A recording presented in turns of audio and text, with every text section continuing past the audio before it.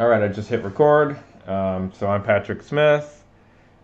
This is Tony Fast, and Tony's going to tell us what we're doing today. Well, you gave me like a really good run through of one of these notebooks recently, and you're kind of like testing out some like list navigation features. And I think one of the things that you haven't seen was I made some weird opinion where I like suppressed the link numbers for the markdown cells. So it seemed like the cells were out of order, so I fixed that. So I was curious how the list navigation felt for you now, and then we could try another task. Cool. And just to provide some background here, these are HTML exports from Jupyter Notebooks, and you'll also notice that a lot of the styling and so on has been stripped out because it's a prototype that Tony's created. Tony, tell them if I'm saying anything incorrect here. You nailed it. Okay. You nailed it. You nailed it. We are going for the least interesting version of this that we possibly can. Yeah, I love boring in this context, so I'm excited by that.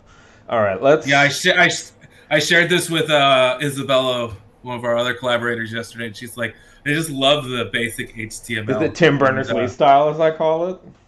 Yeah. There you go. It is very readable and stuff like that. It is, and the reflow is better, and you could crank this up like really big. Oh yeah, 100%. And not really have a problem, which is nice. I was gonna do that. One Lawrence.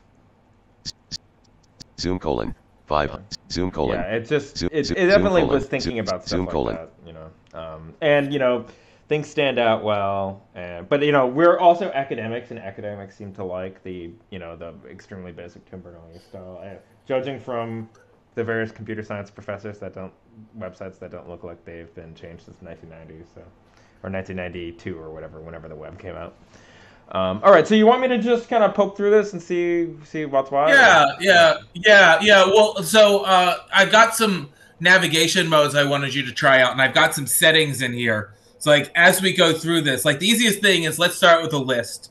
Let's see how that feels. Let's talk a little bit about that, right? I think there might be a list in this document, Eric, because sometimes we're gonna have a document with a lot of lists in it.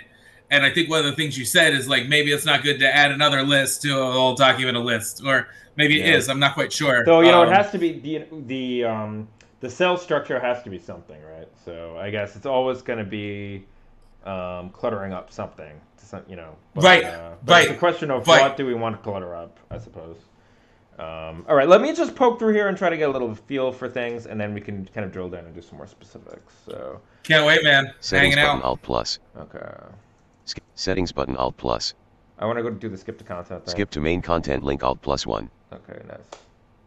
All right, so I'm gonna navigate by. I'm gonna try the tab index by pressing tab. I'm gonna try, and then I'm gonna move on to some other stuff. So let's try the tab index first. Notebook main landmark list with 16 items. Cell 1 link. Cell 1 list with 16 items. The Lorentz differential equations link heading level 1. So it's tabbing, so I'm getting links. Cell 2 link. Cell 2 link, I like that. And so this is what you described before. So it sounds like each cell has a link at the beginning, which also would automatically register each cell in the tab index. Now, it's a link, so I'm going to try to follow the link just to see if there's any behavior. Cell 2 link. Even if there's no behavior, but I just want to see if there is. Okay, so. Visited. Okay, cool. And so when I follow that link, I guess it brings me to that cell. To that cell. Cell 2. Yeah. So basically, we're using one of the didn't really want to add any artificial tab stops here, and I think that when you spend a lot of time with notebooks, you revisit them. You're not thinking about the immediate hit. You're thinking about the revisiting. So I think that this will allow for some refinement in some shorter notebooks, right? Maybe you just need to see cell 20 out of the 50, right? But I thought this way we get a tab stop that's meaningful. We get a first stop on the list that's meaningful, and it can easily be removed. This is actually one of the things that isn't in the notebook. that I think should be. And this is kind of where like accessibility comes into play, is that like everything that's interactive should have a visible label, and there's not a visible label for the cell index. Right. So besides registering in the tab index, what affordances or whatever would you say that having a link at the start of the cell does, has or whatever? Well, I think if you try item navigation with your screen reader, you cell might 3 link see it matplotlib inline from API widgets import Let's try that. Cell 2 visited link. So I'm going to go to, I'm on cell 2. I'm going to try navigating by list item, I'm assuming you're talking about. So I'm going to hitting I here in NVDA. Cell 3 link matplotlib inline from API widgets import interactive. Fixed. Cool. Okay, so it's bringing me to an item, and this is, so it is a list. I just for my own curiosity here, I'm going to go back to the beginning. Region table of contents list with 1 items 1. Notebook main landmark list with 16 items cell 1 link. I'm assuming that, does that mean that there's 16 cells? Yes, that means there's 16 cells. Cool. Okay. Yep. And then and then you can list cell 2 visited link, cell 3 link. But now that wouldn't necessarily be, the list item is registered because we're in a list and each of these is a, LI element, right? Well, yeah, that's a really good question, actually. No. Really? Here's where it gets fancy. Okay, let's digress and put it kind of all together. Can you open up the settings? It's the second tab stop from the top. Okay. Just after the skip link. Link. Space. I almost forget how to. Out of list side header banner landmark visited link alt +1 skip to main content. Notebook main landmark cell 5 link. Form toggle region table of content side header banner skip to main content settings button alt plus. Nice. Right Dialog there. settings color scheme cell navigation modify the screen reader's cell navigation preference. There is no effect on the visual layout. This is pretty font fancy. settings serif. Close button. Okay. Color scheme grouping. Color scheme. Cell navigation grouping. Cell navigation. List radio button checked 1 of 7. Okay. Font settings. Cell navigation. Bullet notebook cell so navigation. So that's the one I will. Okay, so let's slow down for a second. Yeah. Maybe choose another option real fast and let's be quiet. Colors. Oh, no, do the cell navigation. Cell navigation grouping. Yeah, now pick another navigation box method. Medium collapsed. Okay, gotcha. Cell navigate. Yeah. Font settings grouping. Sorry. Cell navigation grouping. Bullet notebook cell navigation set to landmark. Landmark radio button check 3 set of to 7. landmark? Is that good, or you want something else? Okay. Well, I don't know if you're noticing, but this is actually ARIA Live.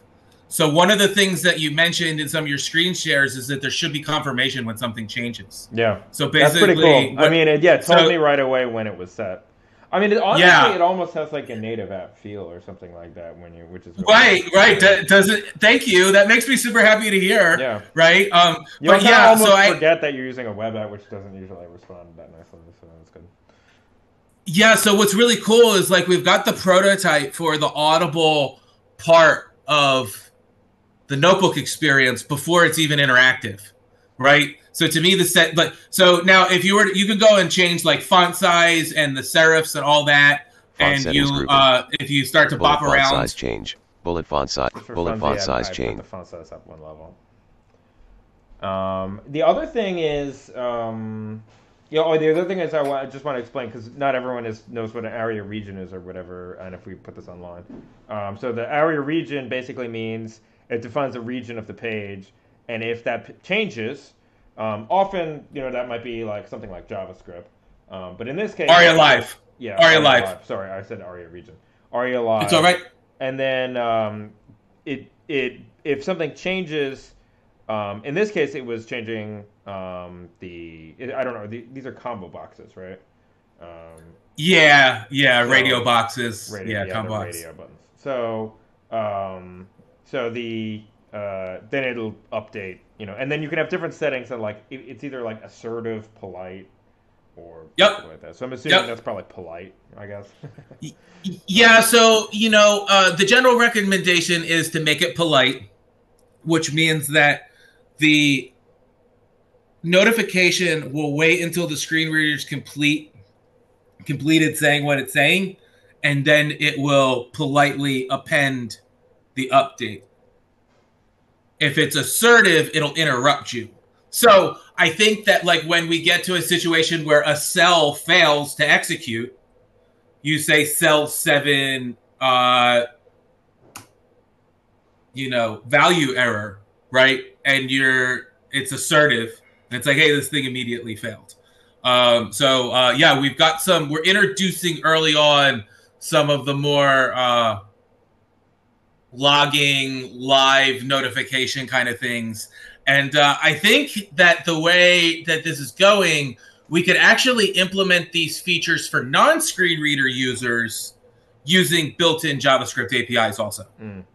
So Tony, when we change this, these radio buttons and we change the setting, is there like a JavaScript thing happening in the background, like updating the DOM or whatever? Is that what's happening? Yeah. So remember when you asked me if it was a bunch of LIs? Mm-hmm. Well, that cell navigation setting there, it uses the same DOM. It represents the cells or the contents as a table, and what you're actually changing are the ARIA roles on the table. So basically I take the table structure and then I say, hey, let's just keep the visual representation of this thing the same, but let's represent it as a list. Mm-hmm. So now, I don't know what setting you're on just at the moment. I think it's landmark now, but let me double check. Yeah, so if you're on landmark mode, if you hit escape and get out of here, and go and maybe pop up escape, your... You said? Yeah, hit escape. Okay, cool. Notebook cell. Great. And now bring up your ARIA or your landmark navigation menu. Region table of content. I'm just hitting D to navigate by landmark. Notebook main landmark form toggle visibility button. Yeah. Region cell 1 link. Cell 1. Region cell 2 visited link. Nice. Region cell 3 link. Yeah. It's not updating the visuals because NVDA often doesn't, but it's navigating through the cells, and with each cell being a landmark, hitting D to navigate through them. It's pretty nice. I want to quickly go through a whole bunch because before on the last prototype, some of the cells. Let me just remark on the landmark thing while we're talking about this, right? So we keep running into this struggle where it's like the recommendation for landmarks is don't use too many. You don't want to make it too verbose. So if this is a really long notebook, landmarks don't make sense. That's why maybe a list makes sense or maybe a table makes sense.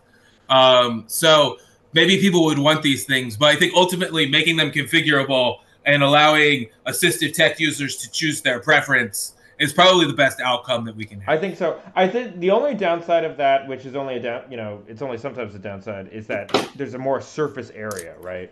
So if you but that's accessibility work, right? Yeah. It's like the ultimate goal is making increasing surface area in a way too. So yeah. But I don't know. I like the option to choose or whatever, and it definitely also seems that people have different opinions about Right. And the other thing, too, is inexperienced developers have a lot of opinions, too, because they've read certain things. Yeah. So it's you kind of have to be able to dodge that mudslinging also. Configurability and flexibility is kind of the jam. So right now, you've got landmark navigation. If you go to settings, you can switch to table and get table navigation, too. Let's head back up there. Region, form toggle, region table of side header banner. Toolbar, Lorentz settings but dialog settings color scheme cell color scheme grouping cell navigate color scheme grouping bullet dark mode activated. Wow, you got a dark mode radio. It's showing the light as dark because I invert on the operating system. So that's funny. Yeah, that's funny. Yeah. So this is the way it was originally. Bullet light mode activated. This is bullet dark mode activated. Bullet light mode activated. And it's bullet dark mode. But what I do typically is I use the light mode, but then I invert all the colors on the operating system. So got you. Whatever. It's often more reliable, and then you don't have to hunt around for people's different dark modes and everything like bullet that. Light mode. And in fact, it's even a darker dark mode than you have right when you reverse the light, which is actually often what I prefer. So cell navigation group, and you're hearing that ARIA Live thing happen too, and it feels really affirming. It's nice. It feels good. Honestly, I really like this. It's a high. I'd say you're setting a high standard here. I'm going to be disappointed when I go back to using other websites. Cell navigation grouping. Cell navigation grouping. Okay, so we're on Landmark. The first one was list. Bullet notebook cell navigation set to table. Table. Bullet notebook cell navigation set to list. So there's list. List radio but bullet notebook cell navigation set to table. So table. Where table presumably radio each cell is a row. We'll play around with exactly. It's a row. So, each cell's a row, and then all of its the single components. Column table, right? Well, no. It's actually a multi-column table where the input and the outputs are separate columns. Nice. Okay, right? So you can move left. You can move right to the. That's kind of so interesting. Yeah.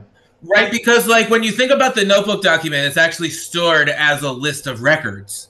So like basically you map the entire list of records directly onto the table, and it's not much work, right? Like I don't have to have any opinion about that. It just makes sense.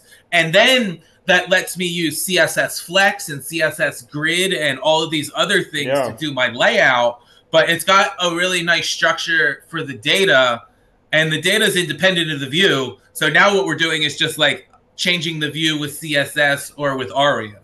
And just for people who, maybe perhaps aren't familiar with, also I'm realizing, I wonder if on this video our faces are going to be reversed because I use the. It doesn't matter. It's so much. I'm having a great time. This is, but that's explaining that. Yeah, whatever. I can try to figure that out for next time, but. This is what we actually look like, if anyone's curious. But but I'm very sensitive to the bright light, so I always keep the main part of the screen reversed or whatever. But the the Flexbox is like it's like a more modern piece of functionality that's been added to a couple of years ago or so on. But basically allows you to do cool things like reverse. It's very useful for like right to left reading and so on. But basically, it's or for like trying to center things vertically or so on, which is always really hard in when on the web when you're designing things. But basically, it allows you to align items with each other, with different orientations and so on. And it it is pretty nice, and it solves a lot of like the pain points of designing for the web or whatever. So cool that you're using that. And is it use Flex and Grid in this? No, just Flex in this one. Yeah, just Flex. But the thing is that since we're using the data structure in the DOM,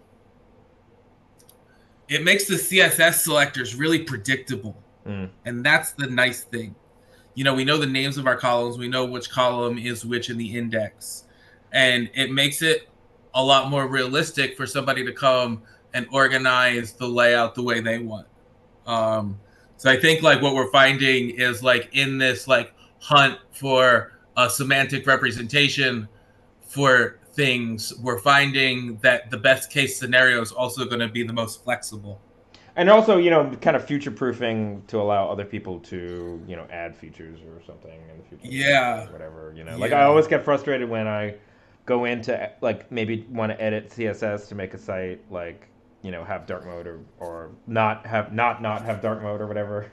Like GitHub is a good example where it has a different color. It used to have a different color nav bar, which would kind of drive me crazy, and I would want to change it. But then, maybe their CSS selectors are all over the place and not useful. Or whatever, Well, on the dark mode light mode tip, there's actually something interesting there. So when you're switching dark mode light mode, we're using pigments to render the code, right? And do the syntax highlighting. So we actually have to carry around a light mode syntax and a dark mode syntax. So that's another thing that needs to get swapped out with this. But that is done in this implementation here. Little minor challenges along the way, right? Yeah, of course. I mean, or major. Very cool. Yeah. But we got this accessible pigments package That's nice. That provides like 8 or 12 themes or something like that. That's really nice. That they don't fail any of the axe checkers. Very good. So if you're using, like right now, one of the troubles that you're going to have using notebooks excessively is they're going to fail all your automated tests for color contrast. So it's one of the most, like, you'll destroy like hundreds of bugs by just using the right theme. I also think that's one thing that people don't realize they want until they have it, like the higher contrast. You know, like it makes it so much easier. Like if you're in a conference room and you're showing stuff on a monitor that's far away, or all these kinds of things, people think that they don't care because they develop on a fancy screen with a high DPI or whatever, and then in a lot of contexts, it really does matter to have that kind of thing, even if you're not, you don't, consider yourself to have a disability. I'm just curious what other settings you have here. Font set, serif group, search tabs menu button sub menu. Search tabs. Search tab, Lawrence dash executed document. Dialog settings color. So this is the current note. We can actually change notebooks here. It says Lawrence document. Search tabs menu button sub menu. Toolbar. Oh, okay. I actually escaped from the settings, I think. Oh, gotcha. Search tabs Lawrence dash executed. So here's a thing that it's kind of a pain in the ass. So the settings is a dialogue element. Mm-hmm. So I use those when there's something that should be shown, but not by default. Mm-hmm. So when this thing pops up, it destroys the accessibility tree underneath of it. Everything's gone from it. Yeah. So what I had to do is I actually had that log at the bottom there that does the ARIA live. You actually have to have like a log in every dialogue that shows up. Otherwise, you don't get the ARIA live updating, because you can't just have like one master log at the bottom of the main document, because the dialogue destroys the accessibility tree below or outside of the dialogue. So you can't change the document while the dialogue is up. I wonder if there's another way to work around This is the way to go. Yeah. This is the way to go. Ultimately, I think a lot more things are going to become tables, right? Like, one of the hopes that I have with this logging mechanism is that every time you log a forward action, it should be reversible and configurable that way, right? So it should be really easy to undo stuff. I would say, if we're gonna keep this, maybe have something to say, oh, you're like leaving settings, or I don't know, something at the end. Oh, that's cute. It's a little bit of a hack. It's not really what. I love that. Yeah, if you need to have it, because that makes sense. That these settings are changing the DOM, so you can't just wipe the DOM out, because you need to change it. Now, I mean, if you want, I'm thinking. Not to get too deep in the weeds here, but I've had to do stuff like this using jQuery or whatever back in the day. But sometimes you can store the DOM in like an object. You could store everything, like the notebook part of the DOM, in an object, and then have these settings like poke at that object or whatever. And then when the dialog goes away, well, the DOM doesn't go away. The DOM doesn't go away.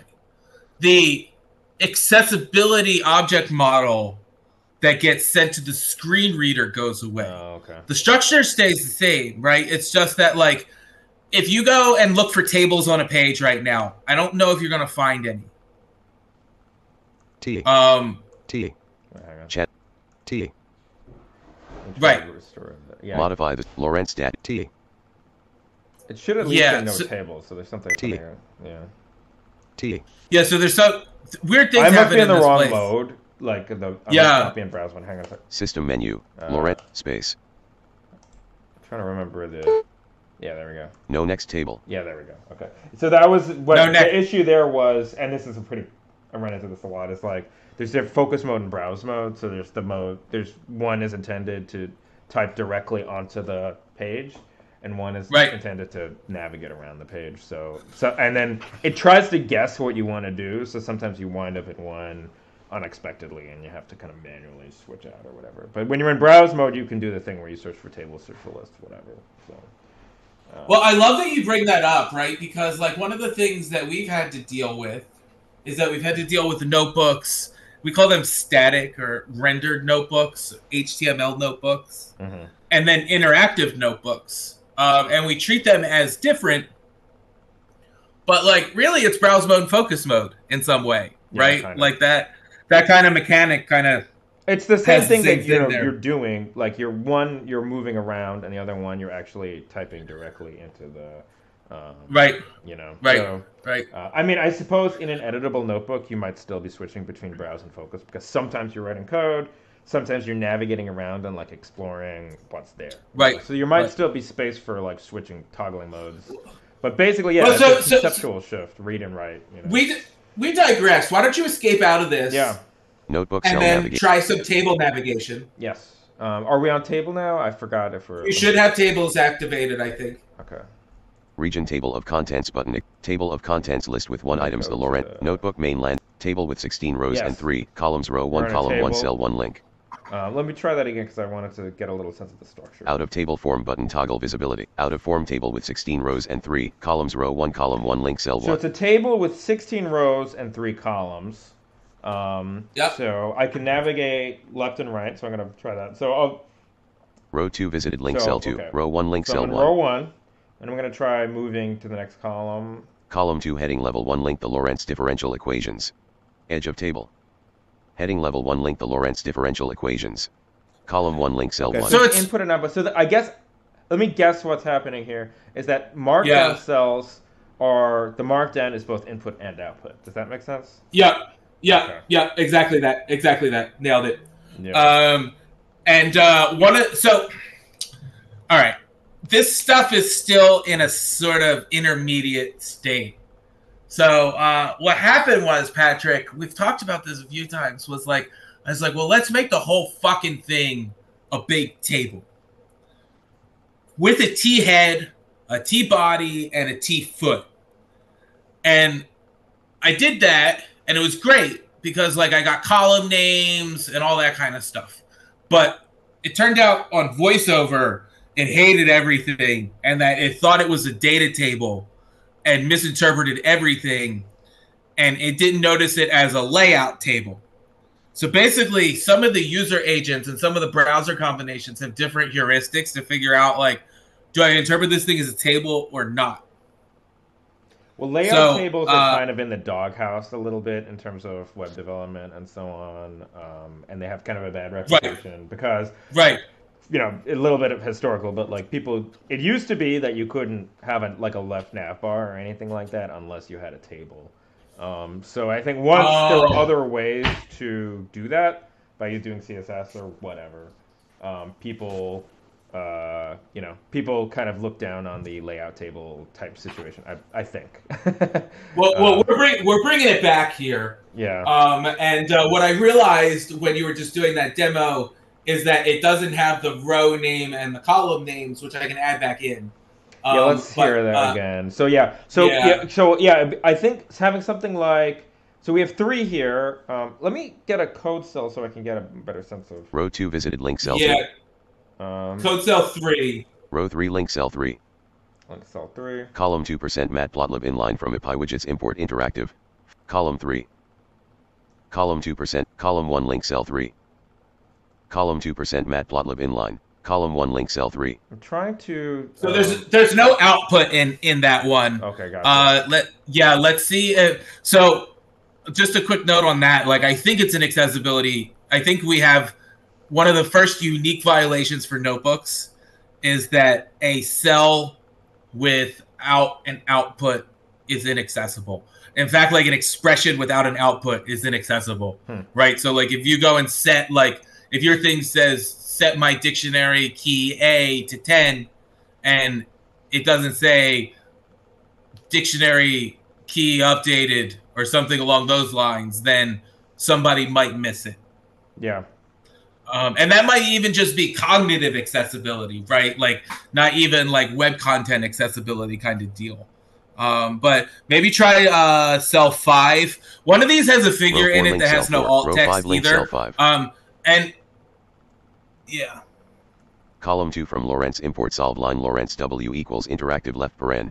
Solve line Lorentz sigma equals left paren 0.0. Column 1 link cell 5. Column 3 interactive left paren. Children equals left paren. Float slider left paren.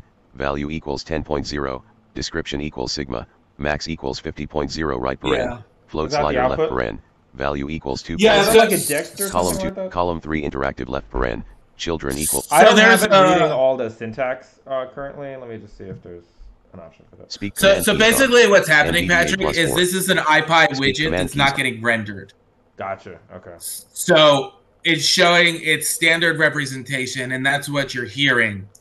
But column 3 was the output. Yes. That could just be more explicit. It sounded like output. So now column 1. Now, what's the difference between column 1 and column 2 in this current paradigm?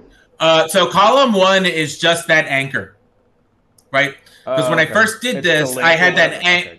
Yeah, I had that anchor kind of like I was thinking like Panda's range index almost. You know, it would be like the TH of the row, and that would be great. You know, so yes, so the index gets its. So basically, it's an index for the table, right? You could do a join on this with some other table, you know. So yeah, the index gets its own thing. The cell type gets its own thing. The source gets its own thing. Outputs, metadata, toolbar, all of those things are hidden right now.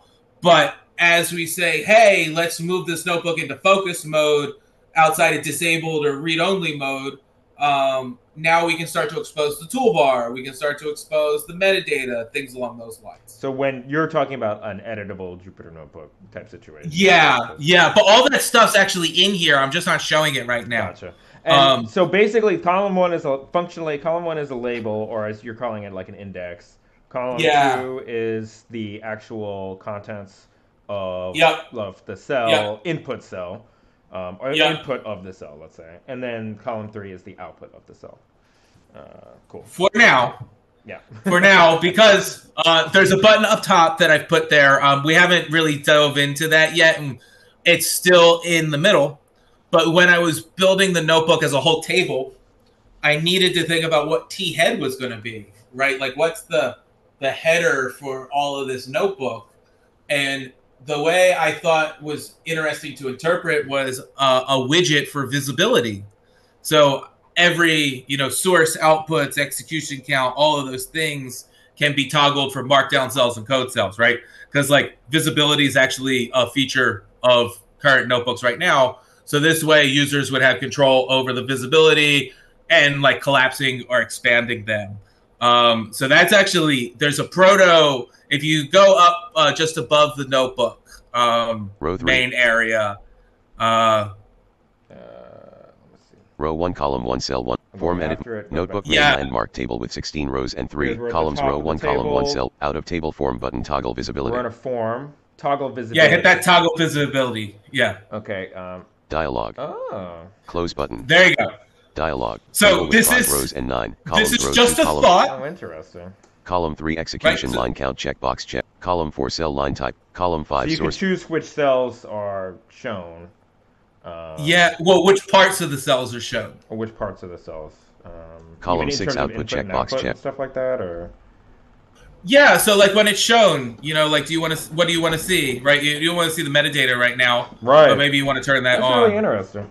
Column. Let's try to turn off the metadata just for fun. No, this doesn't work. I haven't implemented this. But one of the things that's really... it's cool. I don't know. It's cool. Thank you. Well, one of the things that's nice about it is it gets the labels we need on the page, right? Like this actually acts as a place where I can do ARIA labeled by the execution count label or something like that. But the other thing that it gets us is it gets us a placeholder for descriptions of what all of these things are. Because like not everybody who comes to the notebook knows what the thing is, and it should be able to teach you. And one of the ways that you can learn on a screen reader is if you like use ARIA described by, for example. So we can go and say the execution count is the number of inputs or something.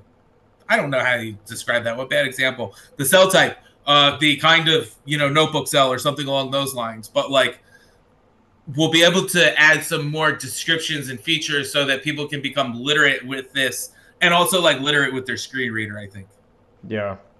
Notebook. I'm now working with doing this small project with pandas to make a visually impaired tutorial, and it's really a lot of it is really just teaching the functionality built into the screen reader for navigating through certain kind of objects that are useful in code, you know. And, and it's not, the thing is, like, even people who are pretty good with NVDA, they may not necessarily, like, you know, for example, I always seem to forget, like, how to go back to the top of it. Like, I know 100 NVDA shortcuts, but then I always forget the one to go back to the top of the page for whatever reason. I know it has something to do with page up or something like that, but, like, you know, so a lot of it is just, like, you know, either reminding people of, like, oh yeah, you can navigate by line, by word, and so on, and showing them what's useful in the context of writing code, which is kind of a new context for the people in the tutorial, or, you know, whatever. So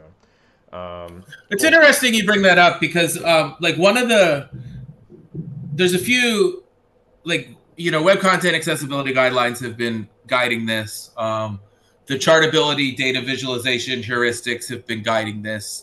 But the other thing that's been guiding it is video game accessibility guidelines. That's where all the configurability comes from.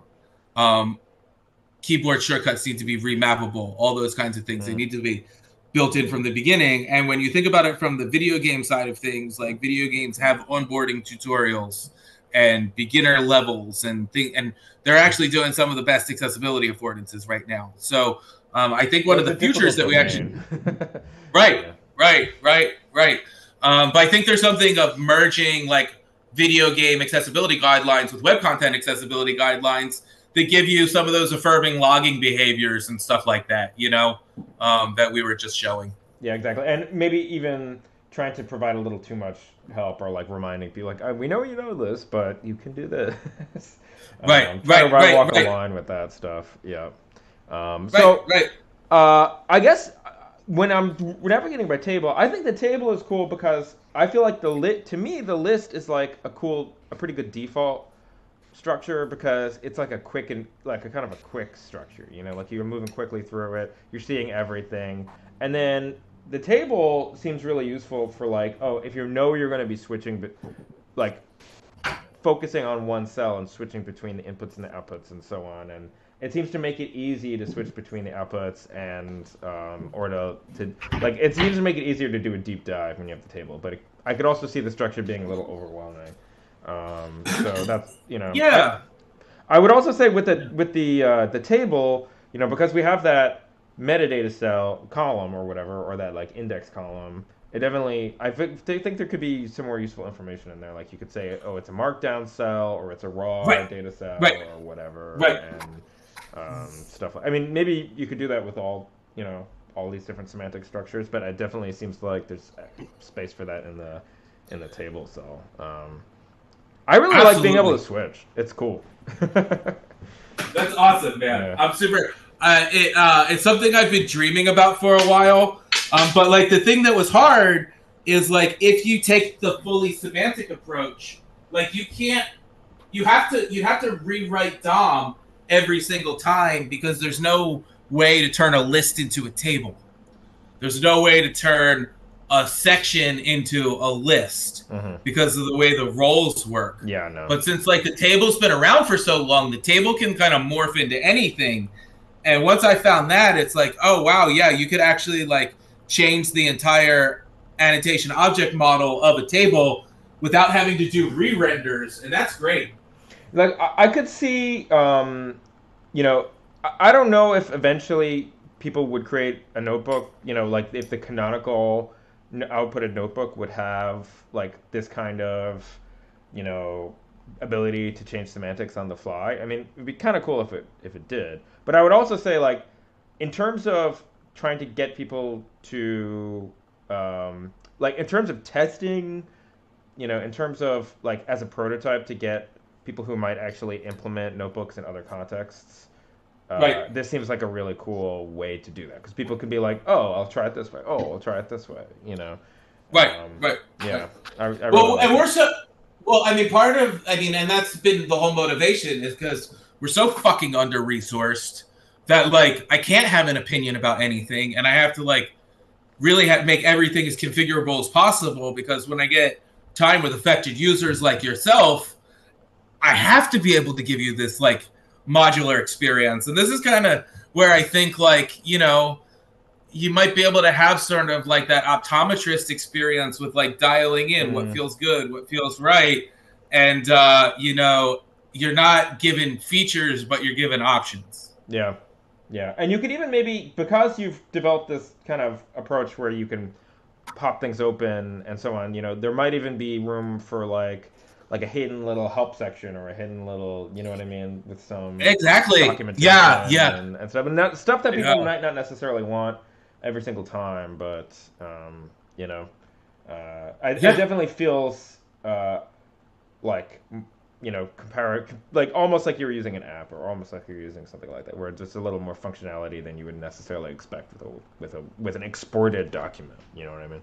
Yeah, yeah. Cool. Man, isn't it crazy that we called these things static when we first started talking? I mean, you know, I guess in some kind of technical sense, it's not like they have a database hookup, but yeah, you know, like it definitely feels more living to be able to interact, you know, in different ways and so on. So yeah, static feels maybe not the best descriptor. Yeah. So Tony, you said you had another task, but also this has been, you know, I feel like we've, you know, maybe unsurprisingly. I think we covered. No, we actually covered everything in it, right? Because what I wanted to show you was the ability to change the screen reader experience without changing the visual experience. We did that. While we did that, we talked about the ARIA Live experience, which was great. And then we tried all the different navigation approaches. You know, I have some marching orders. Like I need to go clean up these tables a little bit and make them sound a little bit better on NVDA. But it seems like we're really heading in a positive direction. And we're not really focusing on what's wrong with these things anymore, but like a little bit more aspirational about what can be right. Well, I think this is the research that you kind of wanted to do, like in terms of being like, okay, if we're greenfielding this and we're figuring out like what is the best, like we know that it would be nice to have like W3 approved like notebook, you know, entities or whatever, but like in terms of if we're going to be mapping the semantics onto stuff that already exists, like what are the approaches, you know, and I think this is a great prototype for that, you know, and it kind of contains all those different approaches in the same, you know, document, which I think is accessible to people and makes sense, you know, as when we're trying to advocate. So yeah, thanks, man. Yeah, the testings, you know, the code does not look impressive. The density of it might be to some, but you know, every time you come up with an idea, you have to test it on 3 different automated checkers, 4, 5 automated checkers. The Microsoft one, the IBM one, the DQ one, the W3C one. You know, like there's so much shit out there, right? And then you got to test it on. Once I tested on Orca, and then I tested on VoiceOver, and then I switched machines, and then I test on NVDA. But like the input work to the testing work is some of the most disproportionate I've ever experienced in my life. It used to be like. Yeah, a ton of work. I mean, also I keep an eye on the GitHub commits or whatever, and definitely seeing a lot of work going into this. So I don't know, and it was maybe this weird video with like us looking like ghosts or whatever. Maybe someone will actually watch it. So yeah, hey, I had fun doing this, man. Thank you. All right, cheers. I'm gonna hit